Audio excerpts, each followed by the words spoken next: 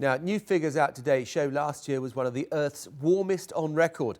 Over the past year, there have also been extremes at the other end of the scale, with January's polar vortex triggering sub-zero temperatures in every American state.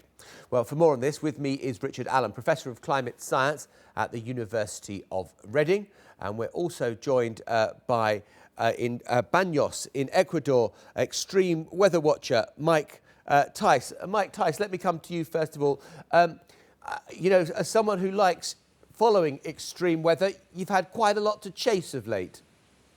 Oh yes, 2013 was a crazy year. We had the largest ever tornado on record, 2.6 miles wide in Tornado Alley, and we had the worst ever and strongest ever tropical cyclone on planet Earth.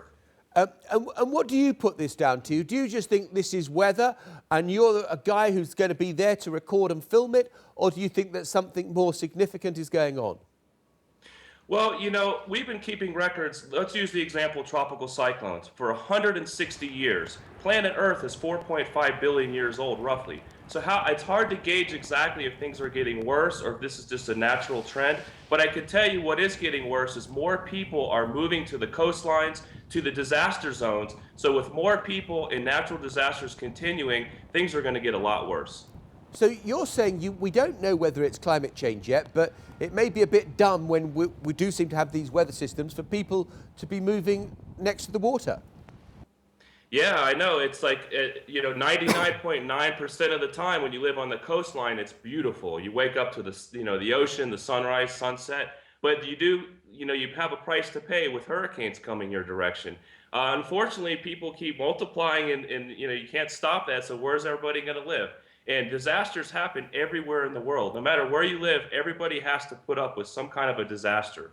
So all we can do is adapt to these. OK, Richard Allan in the studio. Thanks for waiting to come in.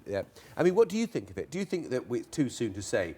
You know, when you look at the age of the Earth and the very comparatively very, very short time that we've been keeping data. Well, yeah, that's a good point, that the age of the Earth, that we're at this very tiny end point. So things that happened millions of years ago aren't necessarily relevant to today. But what we can say today, we've got more information coming in, so we're aware of more extremes going on.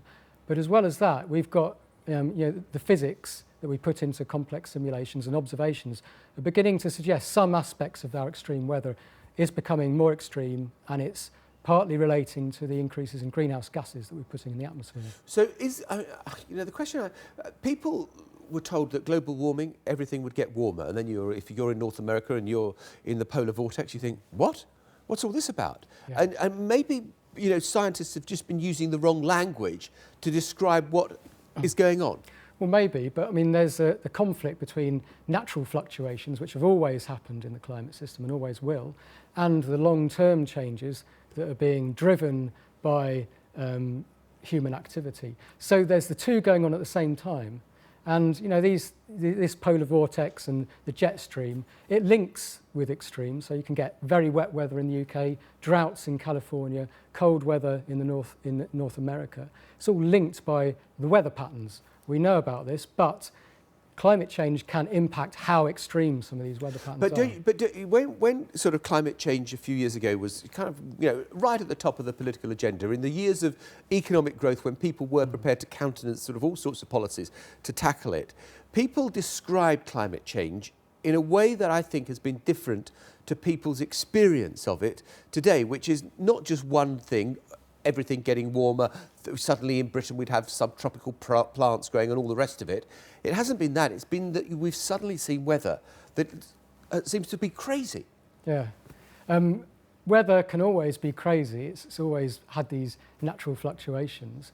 But I don't think you can wait for it to be blindingly obvious that some aspects of the extremes are to do with climate change or not. You've got to look at the physics and the science, and the science has been assessed in quite a bit of detail, for example, by the Intergovernmental Panel on Climate Change. Yeah, Mike Theiss, let me just come back to you there in Baños in Ecuador.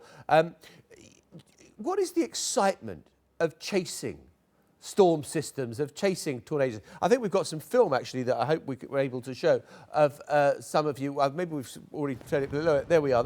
That's you. This is you kind of on the road filming. Aren't you in fear of your own life when you're doing this? Well, you know, for me, it's two things. For one, it's a challenge because it's not easy to document these things. And a lot of times they go undocumented visually on video. And I believe that seeing is believing. And when people see these things happening, the next time this certain disaster is heading their way, they might evacuate. They might take it more serious. So that's the other aspect that I want to feel like I'm helping people and hopefully maybe even saving lives because I'm helping educate the general public on disasters. OK, Mike Theiss in Ecuador. Richard Allan with me here in the studio. Both of you, thank you very much indeed.